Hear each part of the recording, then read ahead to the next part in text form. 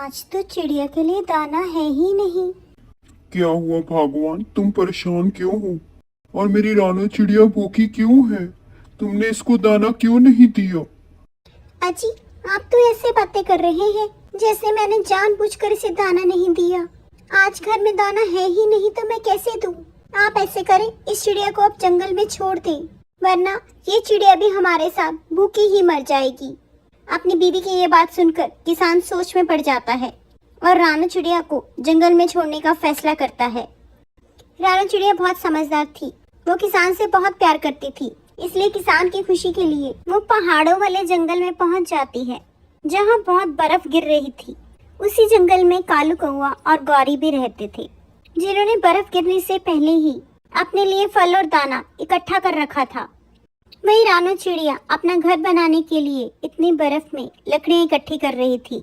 उसने बड़ी मेहनत से अपने लिए इतनी सर्दी में लकड़ी का घर बनाया और उस घर में आराम से रहने लगी। हे भगवान, मेरे पास तो खाना ही नहीं। मैंने रहने को घर तो बना लिया, पर अब मुझे खाना कौन देगा? इतनी बर्फ में कहाँ जाऊं मैं खाना लेने? आसपास कोई दाना भी नहीं, ऐसे तो मैं भूखी ही मर जाऊंगी। हे भगवान, मुझे रास्ता दिखाएं। इस जंगल में मैं किसी को जानती भी नहीं, कौन करेगा मेरी मदद इतनी ठंड में? ऐसा करती हूँ, एक बार बाहर जाकर देखती हूँ। यही सोचकर रानू ठंड में बाहर निकल जाती है। उसे एक घोंसला नजर आता है। कोई है? दरवाजा खोलिए, कोई है प्लीज, मैं भूखी हूँ। वो कालू का ही घर था। कालू चिड़िया को दरवाजा खोलता है। क्या काम है चिड़िया इतनी ठंड में? तुम जंगल में नहीं लगती हो, क्या चाहिए तुम्हें? कौवे भैया, मैं बहुत भूखी हूँ। आप मुझे थोड़ा सा अगर खाना दे दें तो आपका बहुत एहसान होगा मुझ पर। आपने सही कहा, मैं इस जंगल में नई हूँ। अभी अभी मैंने अपना लकड़ी का घर बनाया है, इसलिए मैं अपने लिए दाना नहीं इकट्ठा कर पाई। सुनो चिड़िया, हमारे पास जो दाना है वो हमने खा लिया।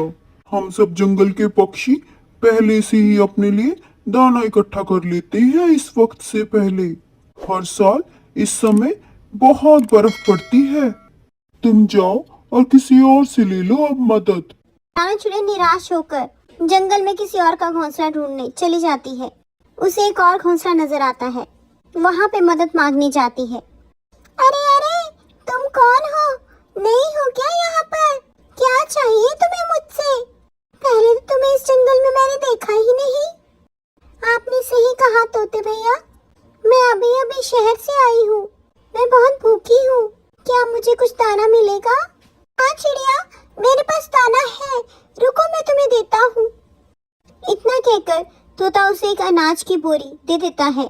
चिड़िया अनाज देखकर बहुत खुश हो जाती है। लो चिड़िया, अब तुम आराम से बैठ के अनाज खाओ, और अगर अनाज खत्म हो जाए तो मेरे से और ले लेना।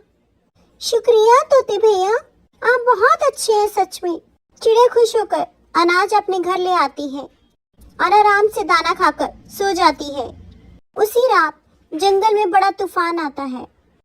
सब पक्षियों के घोंसले तहस नहस हो जाते हैं। सब एक जगह पर इकट्ठे होकर ठंड में इस आई मुसीबत का उपाय सोच रहे होते हैं। अब हम क्या करेंगे मिट्टू तोते? हमारे घर तो बर्बाद हो गए। तुम चिंता मत करो, यहाँ पे एक नई चिड़िया आई है, उसका एक लकड़ी का घर है। हम उस घर में रह सकते हैं, पर उसके लिए हमें चिड़िया से पहले पूछना होगा। हाँ हाँ, मिट्टू तोता बिल्कुल सही कह रहा है। जंगल के सब पक्षी अभी बात ही कर रहे होते हैं कि तभी रानू चिड़िया वहाँ पर आ जाती है। आप सब लोग ठंड में क्यों बैठे हैं? क्या कोई जंगल में मुसीबत आ गई है? क्या मैं आप लोगों की कोई मदद कर पाऊंगी? तोते भैया, आप तो बताएं, आपने मेरी इतनी मदद की थी सुबह, अब मेरा बस होगा तो मैं भी आपकी मदद करूंगी। तभी बुलबुल उसे बताती है किस तरह से उनके घर टूटकर बर्बाद हो चुके हैं। बस इतनी सी बात, आप लोग ऐसा करिए, मेरे साथ मेरे घर चलिए। इतना कहकर सब पक्षी उसके घर चले जाते हैं और जब तक ठंड कम नहीं होती सब पक्षी रानू चिड़िया के घर में ही रहते हैं। कालू को भी अपनी गलती का एहसास हो जाता है। वो चिड़िया से माफी मांगता है। इसलिए दोस्तों, जो दूसरों का भला करता है उसके साथ हमेशा अच्छा ही होता है।